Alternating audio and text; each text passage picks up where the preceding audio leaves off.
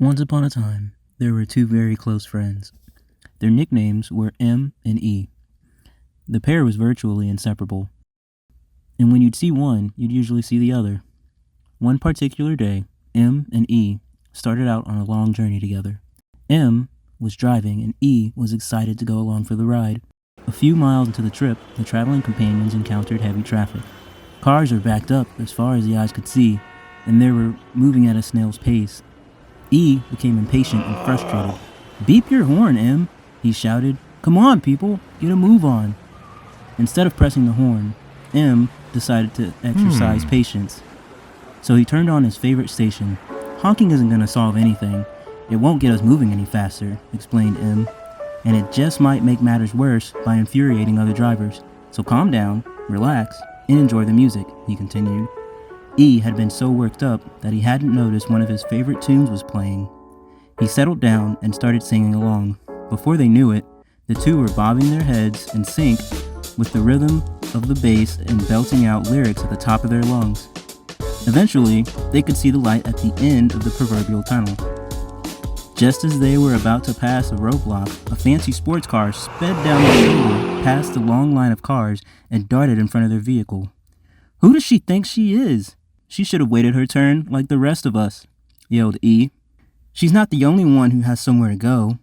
E tried to convince M to speed up and ram the heavy vehicle off the road, but M refused. "Well, at least roll your window down and flip her the finger," E insisted. "Somebody needs to teach her a lesson." M rolled down his window, but rather than making an obscene gesture, he took a deep breath. He thought to himself, the only lessons she'd learned are that road rage is a real thing and that I was guilty of it. So what's the point? He went to rationalize to E that causing an accident could have serious implications, and that flipping fingers was how they handled things back in high school. If she continues to drive that way, there will be plenty of other folks who will attempt to teach her the lesson. We don't have to take it upon ourselves. Finally, traffic picked up and the two buddies were on their way again. They spent the next few hours counting state license tags. As twilight set in, M grew fatigued. So they pulled into a rest stop to stretch their legs and grab a snack. E offered to take over the driving to give M a well-deserved break. Before handing over the wheel, M cautioned E, "Remember to keep your composure. Stay on course, and no matter what happens, do not overreact. We want to reach our destination in one piece." E promised to remain calm and focused, and to follow the directions of the GPS. Soon, they were back on the road. E seemed to have things under control. Being in the driver's seat gave him a sense of empowerment. Before long, M had drifted off into a deep sleep. Just when he reached the point in his recurring dream where the car was about to go over the cliff, there was a loud screech.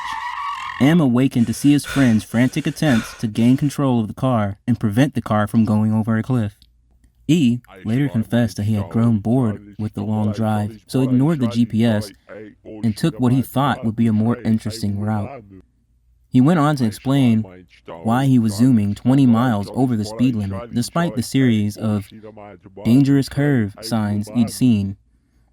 "See, what had happened was, the other car honked as it zoomed past me. You know I hate it when people honk at me," E said, in an attempt to justify his actions. M realized they could have lost their lives that day. He regretted dozing off and leaving E in control of the journey. M learned an important lesson. He vowed that he'd never again put his well-being in the hands of someone so unstable. This fictional tale depicts of a journey we all take.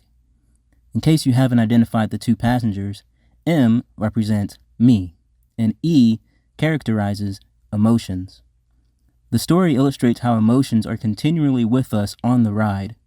They can change from moment to moment.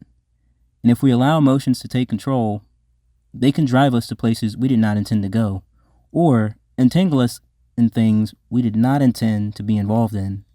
The moral of the story is that you should not allow emotions to have the driver's seat.